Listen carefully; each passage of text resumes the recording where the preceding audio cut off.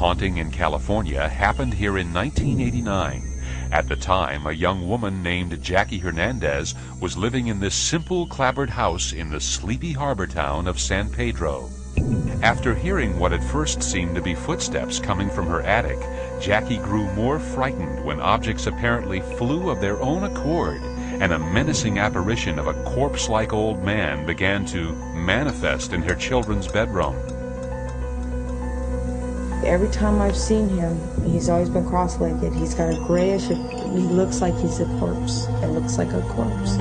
And he's got a grayish tone to him, and he's wearing a red flannel shirt, and his shirt is tucked in, his pants are high waters, and they're like the old gas attendant's pants.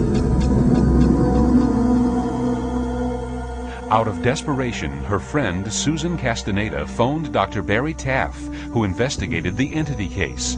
She told him that she had witnessed strange events in the home as well.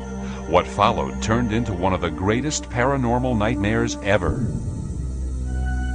Assisted by professional cameraman Barry Conrad and his assistant Jeff Wheatcraft, the group decided to investigate the house. And she's talking about disembodied heads and things in the attic. I felt something behind me, so I kind of like, I turned real quick, and as I turned, there was a head, and it was just the head, and it was coming for me, right towards me, and I just freaked and just fell.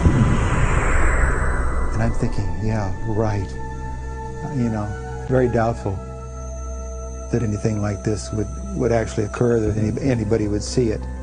And that's when I ask, you know, let's see the attic. Let's go up there, or at least open the attic door and see what we can find.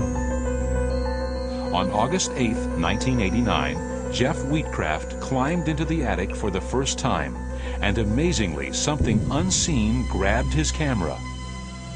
I started clicking off some photos. It was dark, totally dark. I fired first, I fired second, and just as I fired into the third frame, something pulled this camera from my hands.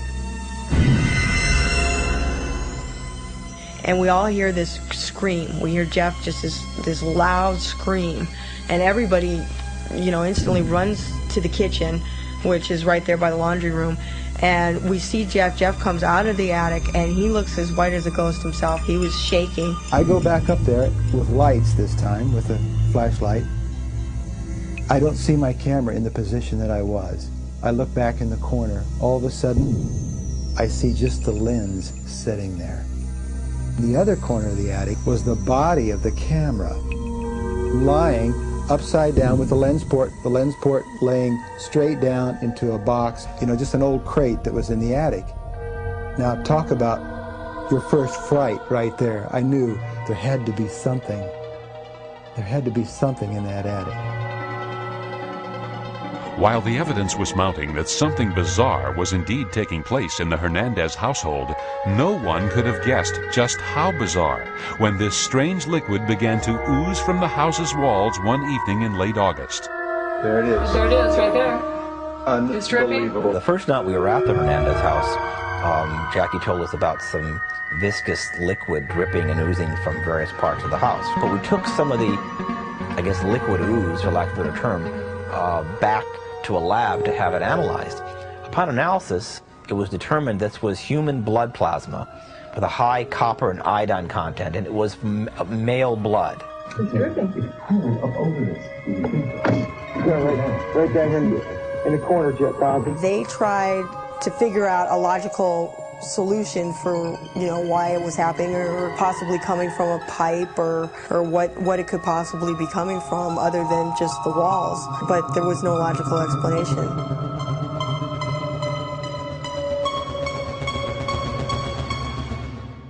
Later, on September 4th, Conrad received a desperate call at his home from Jackie. Ah! I'm not staying here, Barry. I'm out of here. I gotta get out of here. I can't stay here.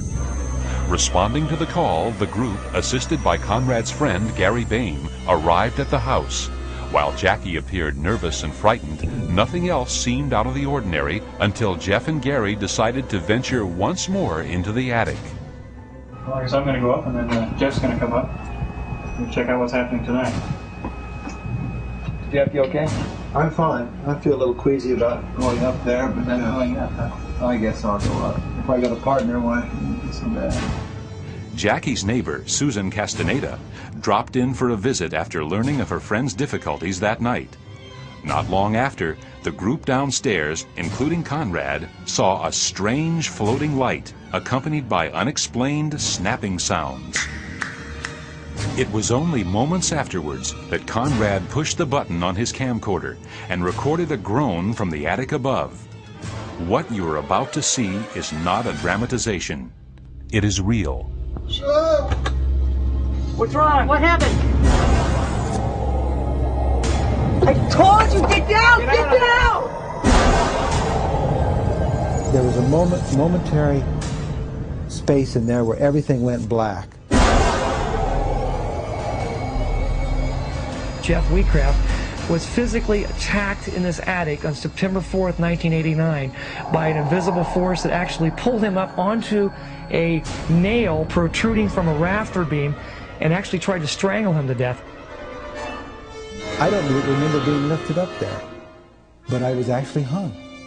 I was hung in an attic, and he helps me off of this nail. He had a horrible time getting Jeff down from there, and those were very anxious moments that passed because we didn't know whether to go up there or what. We knew something happened. Right now, Jeff, what happened? Put something around my neck. Look at his. Oh shit. Oh my God. He was scared. Jeff, please get down. I gotta get out of here. Well, It's definitely raising me up. Jeff, please come here. Get this for me. Keep the mic. Keep the mic. Jeff, here you go, buddy. Here you go. Here you go. What's happening? Are you okay, buddy? Oh my God. Look at his neck. Look, Jeff, come on. what's behind your neck? I don't know what's on my Look neck. at noose. A piece of rope. Oh, shit. Gary, get down out of there, buddy. Can you find my glasses? Gary, Jeff. Look at this. Jeff, turn the camera. Jeff, are you okay? Jeff, I'm fine. Jeff, tell me what happened, buddy. Well, I don't know, Gary. I told Gary that there was nothing happening up there, and he turned around and came. He was coming this way. All of a sudden, I feel this thing around my neck, and it's got me hanging, and it's pulling on my leg. You were hanging? Yeah, I was hanging. Gary had to bring me down. What has happened, actually? I'm pulled to the side of the attic, and there's nobody up there, and I know that Gary's standing there, and you know, he has nothing to do with it. He's at a distance from me. I see the flash from his camera, I remember that. And I know he said something to me, but I don't recall exactly what he said. But here I try to rationalize this in my mind, and I just can't do it. It's that frightening. Here's a picture of his neck. Look at this. Look at his neck. Oh my God. If I had not been there, he would have strangled, and he would have probably died there in that attic if I had not been here to get him down, because he didn't know what was going on, and it was wrapped so tightly that I mean, I couldn't get him off of the nail. It was over a nail, and I finally had to actually bend the nail down straight to even get the rope off of it.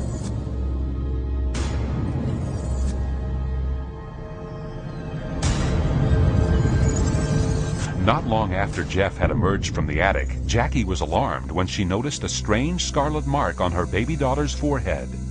I don't know. Look at what's on the baby. Come on, you guys. Let's go. Please, let's go. Please, let's go. Please, what happened to her? Oh, my God.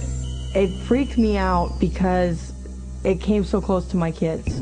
And it was almost as if it was saying to me, hey, I can do what I want to. Don't tell me that not to mess with your kids, because if I want to, I will. What is that? What the fuck is it doing to my kids now? Let's get these guys out of here, Barry.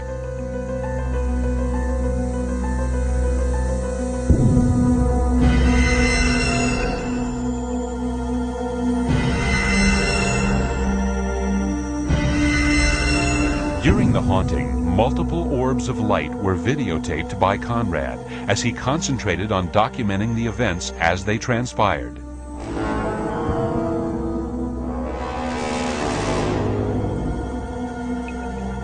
Some of the more spectacular lights that I photographed were lights that occurred later on in the case. We recorded a sort of pea pod looking light. It looked like an object with 3 little cotton balls in it, and it actually traveled throughout the frame, and it disappeared for a frame, actually blinked out for a frame, and one object actually entered her head.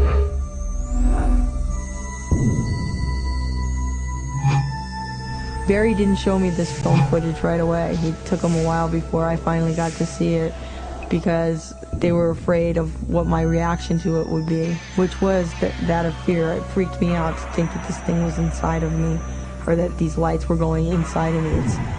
It was bad enough having them around me, but it was a very weird feeling, you know, when I saw that film, and it still is. Every time I look at it, I get a weird feeling. Subjected to a rigorous analysis by aerospace physicist Dr. James Robin of Los Angeles, no explanation for the anomalies was ever found. The most, I guess, impressive thing that I saw in all of Barry's tapes that I saw was this phenomena of these streaks of light. Basically taking all of them into account, and I saw maybe 2 dozen or 3 dozen events over maybe 6 hours worth of tapes, is that there's no real logical explanation for them. They have too much of a unusual phenomena. I'm convinced that they emit their own light, number one. They all have a very smooth flight path. Bugs, insects are very jerky in their motion. These were all very well-defined paths. And they all had basic characteristics that were common.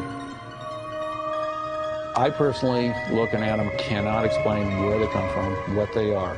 Considering the whole situation that Barry is investigating, the possibility that they could be an apparition, I think is very strong.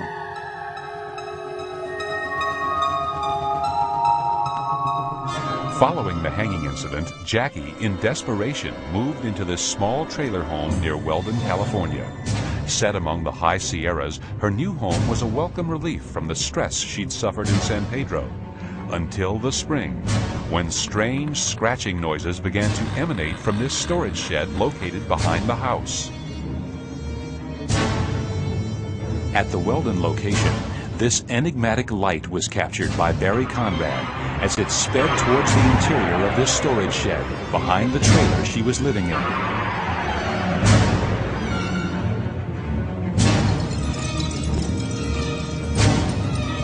During a Ouija seance held that same night, researchers were startled when paranormal phenomena broke out in the room, culminating with another attack by unseen forces upon photographer Jeff Wheatcraft.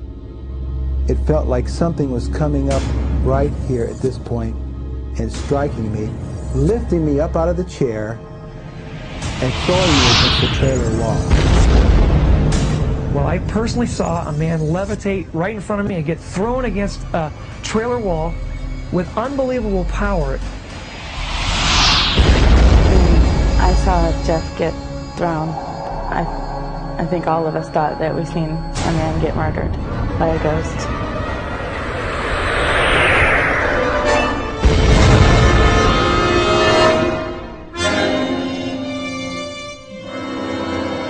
According to experts, most poltergeist cases are short-lived, often burning themselves out after only a few short weeks or months. But surprisingly, the psychic predator responsible for the hauntings in San Pedro had an amazing resiliency. Jackie Hernandez reported that her haunting, which began early in 1989, didn't fade from the scene until mid-1991. Was it a ghost from the past? A telekinetic product of Jackie's own mind that created the events witnessed by so many? Or something else? Something beyond the 5 senses made its presence here in 1989. There are simply too many witnesses.